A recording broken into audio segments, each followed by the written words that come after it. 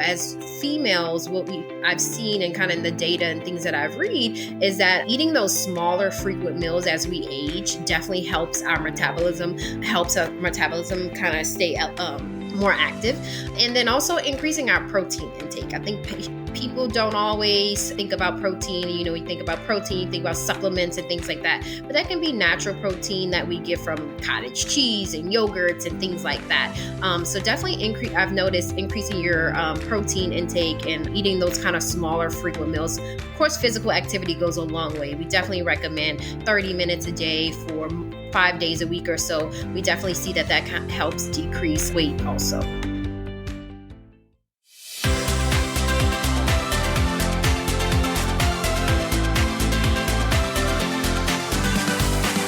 Hey there, I'm Amy Connell. Welcome to Graced Health, the podcast for women who want simple and grace-filled ways to take care of themselves and enjoy a little chocolate. I'm a certified personal trainer and nutrition coach who wants you to know your eating, movement, and body don't have to be perfect. You just need to be able to do what you're called to do.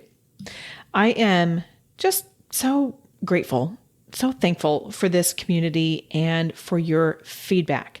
I will always take content suggestions, and you can always email me. I think my email is probably in the show notes, or reach out on Instagram. I will always take content suggestions, but every now and then I do specifically reach out and open the floor either on our Facebook community group. I also recently just did a survey about topics that you guys want to be covered. That you want me to cover.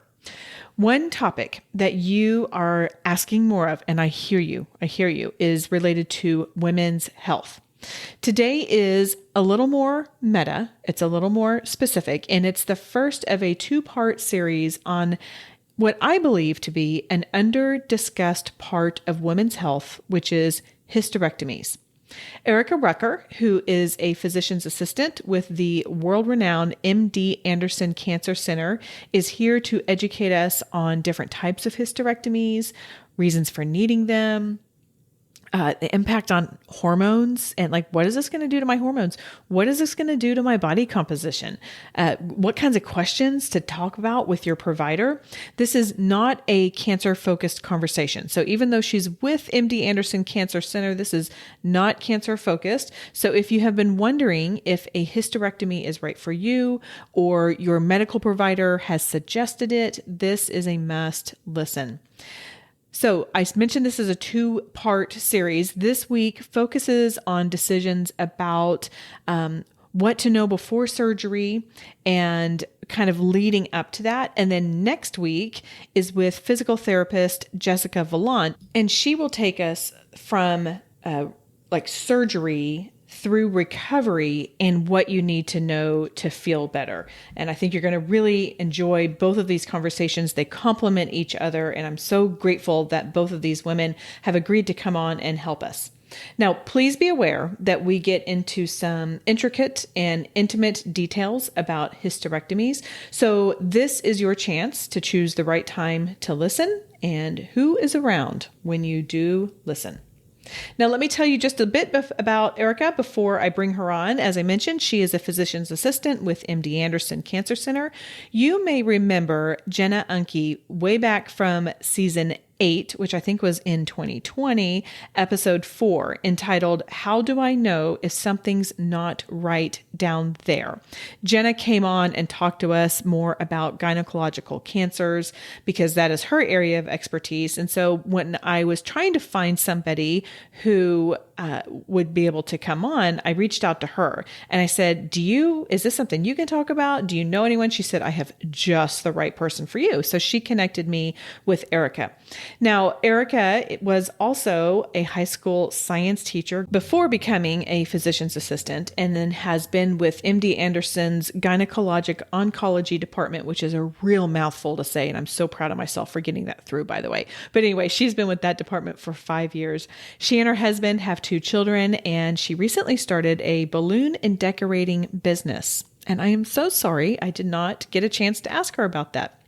Okay, let's bring on Erika. Welcome and thanks for joining. Thanks for having me. You're a physician's assistant. You're in the gynecological, oncological, and I just totally miffed up all of those words. I'm sorry. Okay.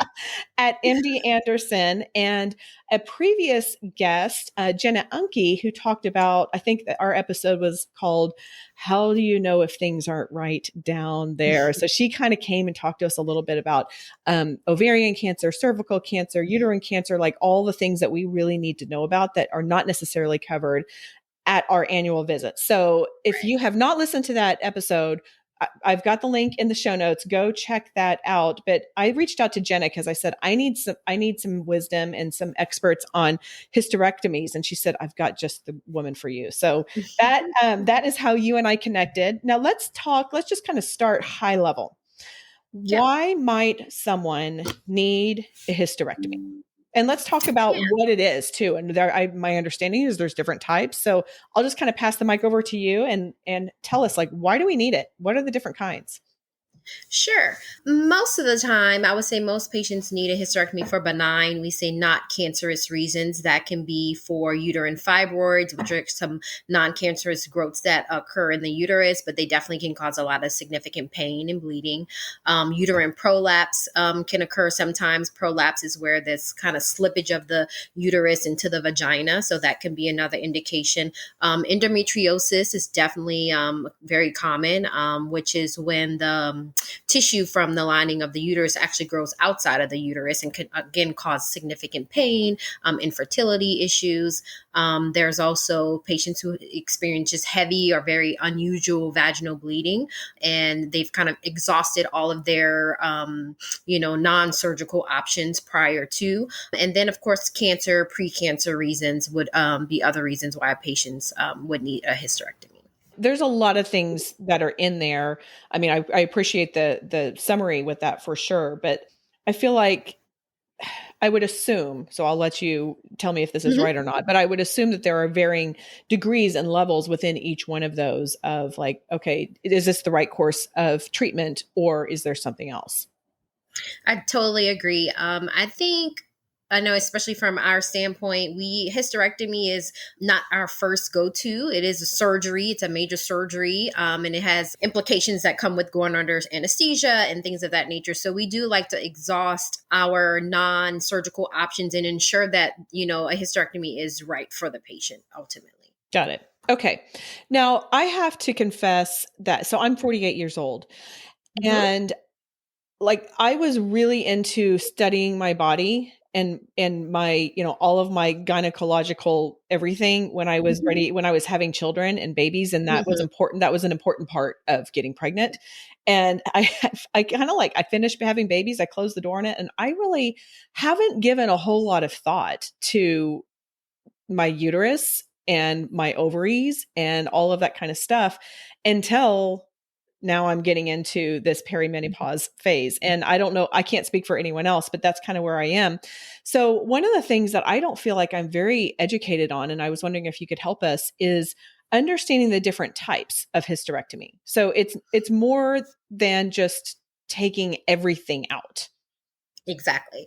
Definitely. I think it's interesting when patients come to the clinic and we have this discussion and like, oh, I didn't even know that, So I think it's very common for us as women to not know exactly kind of what entails a hysterectomy. There's a few different types. So the first one we'll talk a little bit about is what we call a partial hysterectomy. Sometimes it's also called a supracervical hysterectomy. So for most patients, I would say, or not everyone knows that the cervix, we kind of call it like a window to the opening to the uterus. So the cervix is attached to the uterus. So when we are doing a partial hysterectomy, you're actually just removing the uterus, but leaving the cervical. So it's supracervical. So leaving the cervix and just removing the upper portion of the uterus. I will say that one is not as common anymore. I think many years ago, it was very common to leave a patient's cervix. Ultimately, we've seen kind of with a change in, educating and things of that nature. I believe mostly it was used for patients thought that by having your cervix allowed some, and this is kind of, we'll get more into this later, but allowed for no change in kind of sexual function or anything. But ultimately, that really is not the case. So I will say now partial hysterectomies aren't as common.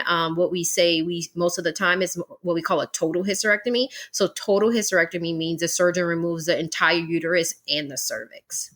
And then there's also something called a radical hysterectomy, where the surgeon removes the uterus, the cervix, and then some tissue on both sides of the cervix and the upper vagina. But that is mostly for patients who is being treated for a cancer.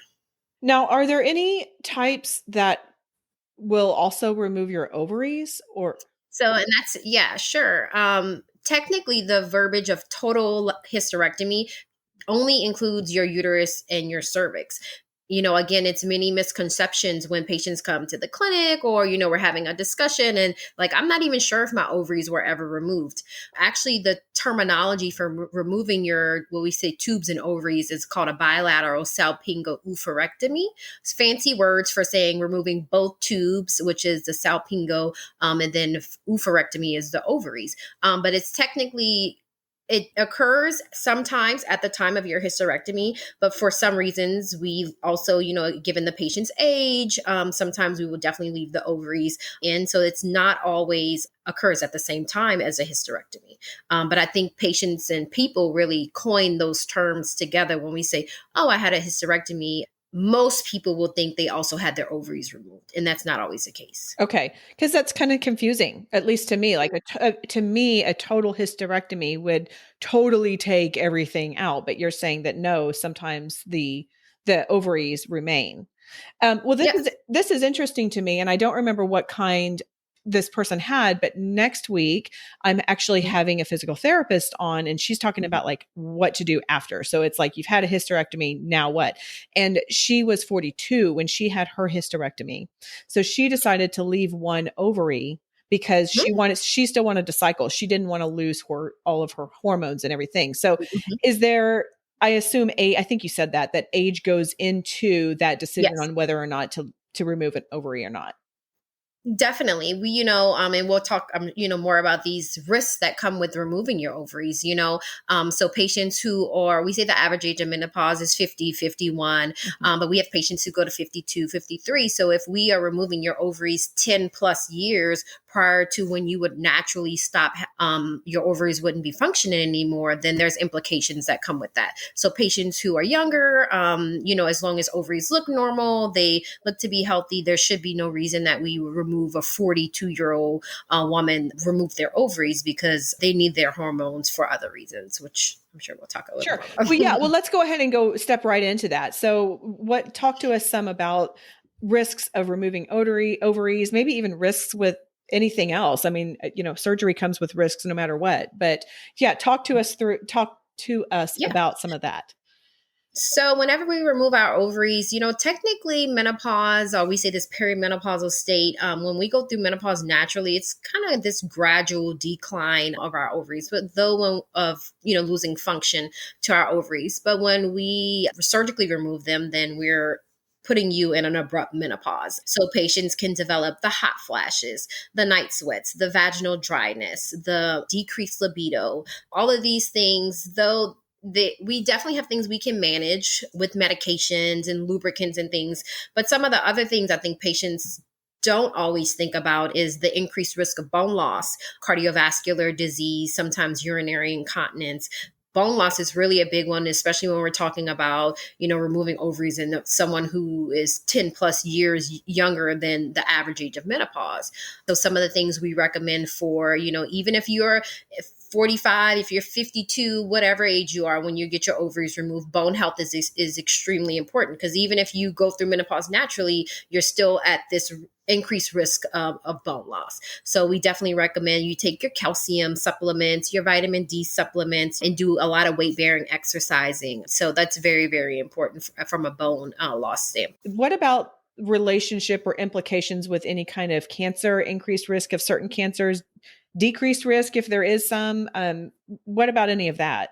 Of course, the risk of ovarian cancer for the general population is about a 1 or 2%. So, if you're not at an increased risk because you have a genetic mutation, per se, a BRCA mutation, then technically removing your ovaries, of course, once you remove your ovaries, you eliminate the risk of ovarian cancer.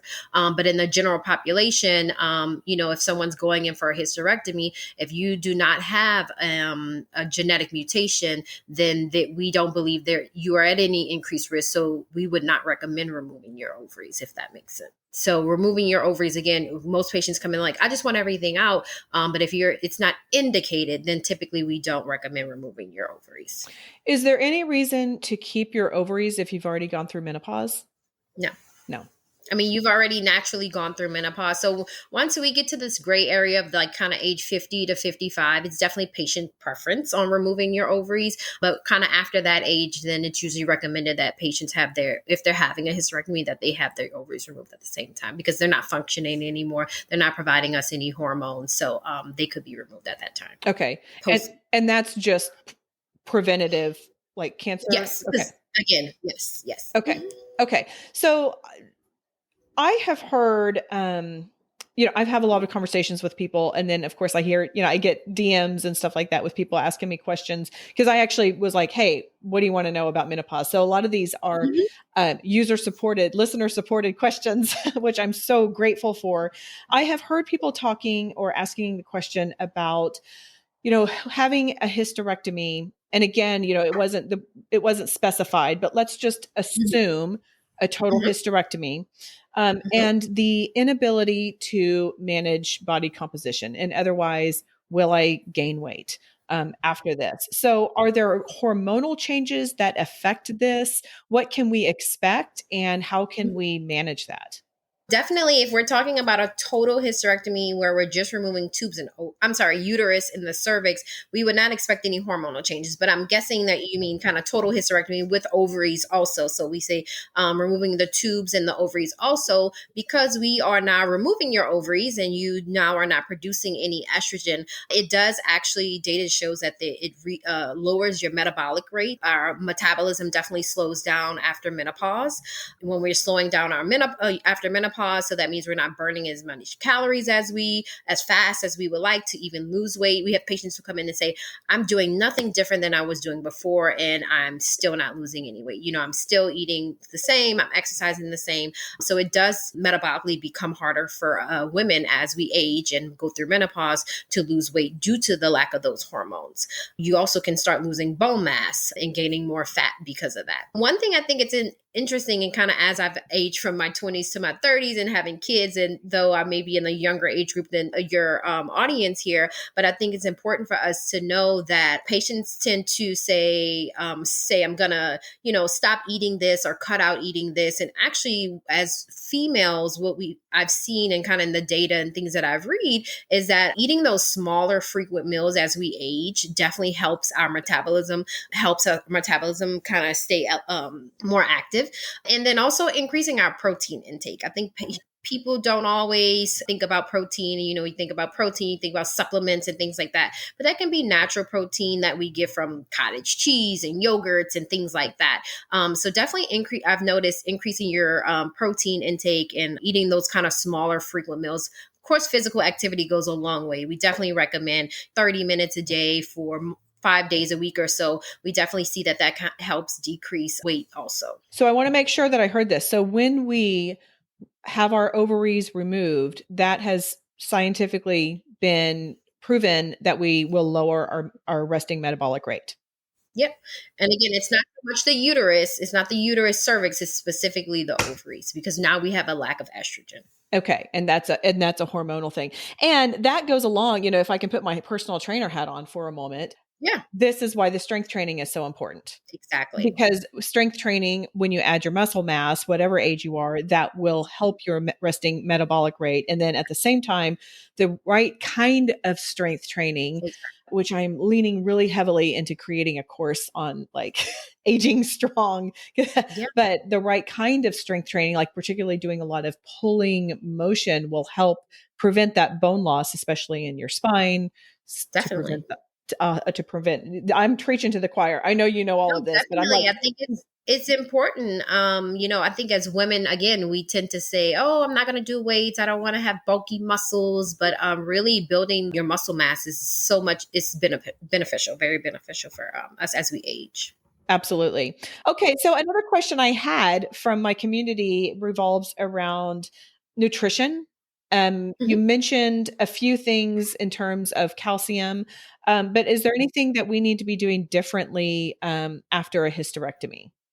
Outside is something so important. We talk about calcium, vitamin D supplements, and I think it's something simple that we don't do much anymore. Whether we complain that Houston is hot or now it's cold outside for whatever reason, I feel like just getting sunlight, people don't understand the benefits that come from sunlight, vitamin D. Also, we talk about supplements so much, but if when we're focused a lot more on what getting a holistic approach of nutrients, balanced diet, then you also get a lot of the vitamin D, from the fish and different milks and things like that, different cereals or yogurts, different things. So definitely if you are unable to get the supplements in your diet, I definitely think it's important to take, some type of vitamins over the counter, whether that's the calcium, vitamin D, but also just a regular multivitamin, kind of one a day, a women's one a day vitamin. I think it's really beneficial. I would expect that most people do not get as many vitamins and nutrients they need in their day to day habits of eating. I've heard that called nutritional insurance. So try and get it from your food, right, first, Yeah, and then supplement and then supplement where else. And it's really yeah. funny that you talk about holistic eating. I actually have an interview, um, last week's interview with Ruth Opio, who is a integrative medicine counselor. So she's a licensed counselor, but also integrates medicine into that, like food and nutrition. So she says the exact same thing. So I love it Mhm. when I have someone come on about mental health, and then I have someone come on about hysterectomies, and it all goes together. And I'm like, that's because that's the way that God wanted it to be. Like, it doesn't matter. Exactly. Exactly. It doesn't, Exactly. I yeah, it doesn't totally matter what agree. we're talking about. Like, the God's way will work. I totally agree. So I have like I said, I'm having a lot of conversations with friends about this kind of stuff. And I have a friend who was saying when she cycles, I think her cycles are regular, but when she Okay. cycles, it is hemorrhaging. And she said, like, after 15 minutes, I am soaking through a Super Plus tampon. And I mean, she's like, I can't go anywhere. And she said, I have talked to my gynecologist and said, I would really like to explore a hysterectomy. And the gynecologist was like, nope, nope, no, we're not going to do that. So our conversation kind of centered around when is it right to get a second opinion or to question that, and when is it right to say, okay, you're the medical provider. I trust that you know more than I do, and just go on being confined to home for 5 to 7 days a month. First of all, bleeding that much, we say, if you're soaking through pads within 2 hours, that's not normal. We say regular bleeding is bleeding every, it can last for some patient, it could be 22, 28 days, 35 days, every 35 days or so. But and then bleeding for about 7 to 10 days, anyone bleeding shorter than 21 days, lasting longer than 10 days, or like I said, soaking through pads, within 2 hours, that's not normal. I'm not exactly sure if they've gotten an ultrasound and a possible biopsy, if they've tried other management things. So whether that's do birth control pills or IUDs, there's different ways to manage abnormal bleeding before, going to a hysterectomy. But if ultimately the provider is saying, hey, you're just going to have to deal with it, I definitely would get a second opinion. I think we have to be our biggest advocates for sure. Just hearing that, I'm like, in my gut, I'm like, I don't think that's normal. I would definitely get a second opinion. If you feel like you've tried different things, you've exhausted different resources, and the doctor's still telling you, I don't think you're a good candidate, or this isn't something I recommend, I think it's always a good very good to get a second opinion. And again, abnormal bleeding, excessive bleeding like that is not normal. Okay, that's good to know. Thank you for that. I think, Mm-hmm. especially for those of us who have grown up learning to respect our elders, saying yes, ma'am, Mm-hmm. no, ma'am, okay, that's what you want, and not questioning things, being an advocate for ourselves is really Mm-hmm. hard and uncomfortable because we're It like, is. It is. so thank you for that permission. And I'm going to get off and I'm going to call my friend and I'm going to say, I think you need to go get a second opinion. And so does I think Erika you need a Rucker. second. Yeah, and I mean, it's if in your gut, you just have a feeling that something isn't right. I think it's always a really good idea to get a second opinion. Again, I don't know this provider, but sounds like this bleeding is not normal, and you should not have to deal with this every single month. Have to stay home for 5 days, 6 days of the month because of your bleeding is so intense. So, And if nothing else, it's worth just getting checked out. I totally agree. So, what kind of questions when we are in talking with our medical provider? I mean, this is a scary decision. This is like, I mean, we haven't even talked about the psychological aspects of feeling Yeah. like, we may be losing a little bit part of our womanhood and stuff like that, which you feel free to address if you want. But what other kinds of questions should we be asking our medical provider before we making a decision with them to proceed or not proceed? I think one of the biggest things would be, especially for patients who maybe have abnormal bleeding or pain or different things of that nature, I think we want to make sure that we have really, I want to say, exhausted our options prior to jumping into a hysterectomy. Because just as we stated earlier, a hysterectomy, with a hysterectomy also comes surgical risk, injury to bowel, bladder, anything in the area, and, reactions to anesthesia, cardiac problems. There's tons of things that come with surgery. So for most patients, I will say a hysterectomy is indicated, but I want to make sure that, especially I feel like in the community, there are providers who say, hey, you can just get a hysterectomy and go ahead, I'll perform that hysterectomy, do surgery for you, when it's not always indicated. So I definitely would say talking to your provider about making sure that you've really exhausted your non-surgical options prior to. And then there's the opposite end where there's patients who want a hysterectomy, and then the provider's like, I think we should wait. Then getting a second opinion is always a very good idea. But I would say exhausting your non-surgical options prior to jumping into a hysterectomy. That's really good to know. This is really good. And so if you're listening and you want to hear more about hysterectomies, tune in next week, because we're going to be talking about like from surgery on and what to expect there. So this is definitely a 2-part series. Like I told Erika before we hit record, I knew that this was way too much to go into in just one episode. Is there anything else I have not asked that you think is important that we know as we are learning to advocate for ourselves and as we are pulling in information to make the next right decision? I think especially when patients get hysterectomies for whatever reason at younger ages, or even in our 40s, 50s, because that's definitely still very young. I think something that we don't talk a lot about is kind of sexual health, sexual function, dysfunction, should I say, whether that's vaginal dryness, painful intercourse. I think it's important for patients to have conversations with their providers about things that they can do, because there are things we can do. We have a lot of patients who come in and say it's been going on for years, but there's nothing, I didn't want to talk about it. I didn't feel comfortable talking about it. But that's one of the reasons you come to your provider. If you're having the painful intercourse, vaginal dryness, decreased libido, that's something you should talk to your provider about. There is no fixed pill that we can just give you and be all. But there are definitely things we can do to try to help combat those symptoms. Pelvic floor therapy is really good. Sexual counselors are really good. Vaginal lubricants, and there's tons of things. Moisturizers. There's lots of options that I just think people are not always as educated on. So I think sexual dysfunction is a common topic that we see with our patients, that they just don't feel comfortable talking to their providers about. I'm really glad you brought that up. Thank you. Which actually leads me to another question kind of surrounding that is, I mean, does intercourse change at all for the woman or a man when you have a hysterectomy? Technically, no. I mean, removing your uterus and cervix, we are not typically, I would say, we're not foreshortening your vagina or anything like that if it's for benign reasons. So there should be no changes from a sexual standpoint. But when we also take your hormones away, the tissue is drier, it's not as stretchy, it can be more painful. So I think it's also a lot of kind of psychological kind of things that also take a role into sexual intercourse after hysterectomy. But you're also saying if you're having problems, talk to your provider. You should talk to somebody. Yeah. Yes. And don't be embarrassed. I remember Jenna, I think she said this on air, but she said you'd be surprised at how many like women in their 50s come in and on the intake, she's like, have you had, something about your sexual history or something like that, and just embarrassed to even talk about it. Yeah. Definitely. And again, going to your provider, it should be a safe place for you to have this conversation.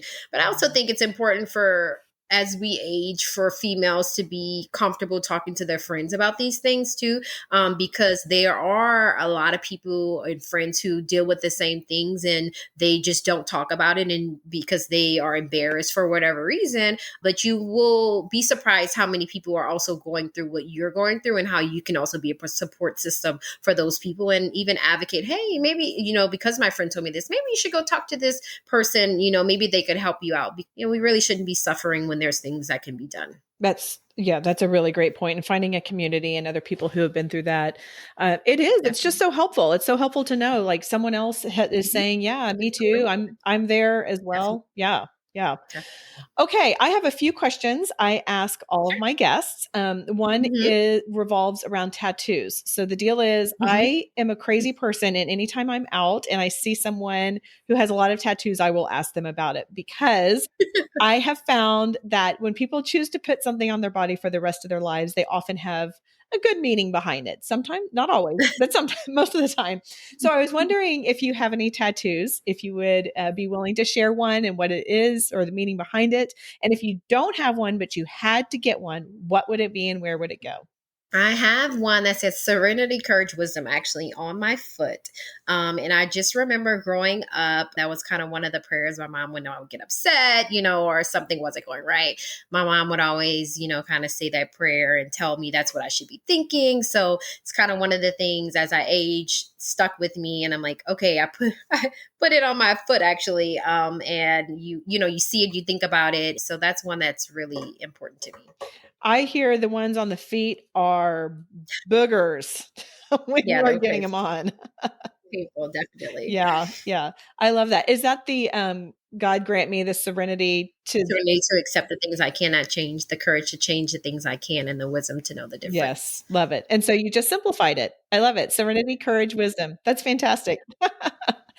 Do you have a meaningful Bible verse that you would like to share with our community? We haven't talked a lot about faith.